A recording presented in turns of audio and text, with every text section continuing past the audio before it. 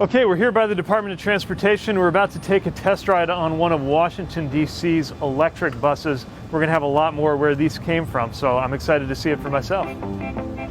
All right, morning, here we go. Oh shoot, I'm running late. I really have to catch the bus. Fancy meeting you here. Well, good to see you.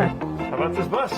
It's cool. How does he get out of here? There's a car right in front of him. Does he just push it along? Yeah, just nudge it out. Yeah. Don't you love public transportation? It is the only way to go when you live in a city, that's for sure. It's a really important part of how people get through their daily commutes, but it's also a really important part of the climate solution. If we make public transportation more reliable, convenient, and attractive for everybody, whether you own a car or not, that's going to make a huge difference in terms of congestion, in terms of emissions, pollutions. This is such a huge improvement. All we need to do is get more of them. Making sure that we have these clean buses running as frequently as we can, expanding routes, which I think a lot of cities will be able to do thanks to the funding that's in this infrastructure law. We're really excited about the $5.6 billion in our low and no emission bus program. This is going to buy thousands of buses like these. People always think about issues like climate change or air pollution as we need something new. Well, we got something new. Yeah. We got something that we can make in the United States of America where we have investments going in, and it means jobs, lots of jobs, union jobs. That's one of our favorite parts about this. We see a chance to build up a whole new level for the transportation equipment industry in the U.S. Well, one of the things I think we really have to keep in mind is that public transportation like this is so important, not just for people who have the luxury of having a car to leave at home, but for people who don't have other choices. Absolutely. And why would we want people to have to go in a bus that actually hurts their health?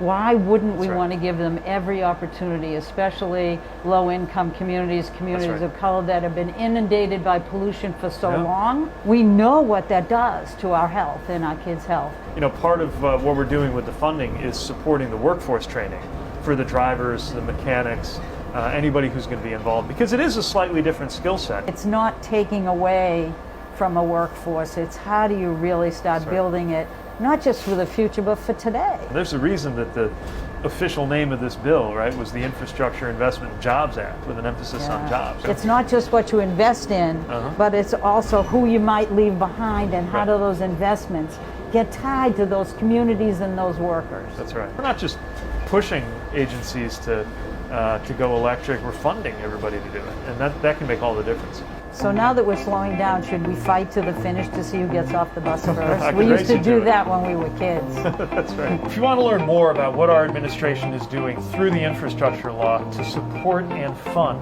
cleaner buses, perhaps in your community, check out whitehouse.gov/BIL. There's a lot of exciting work going on.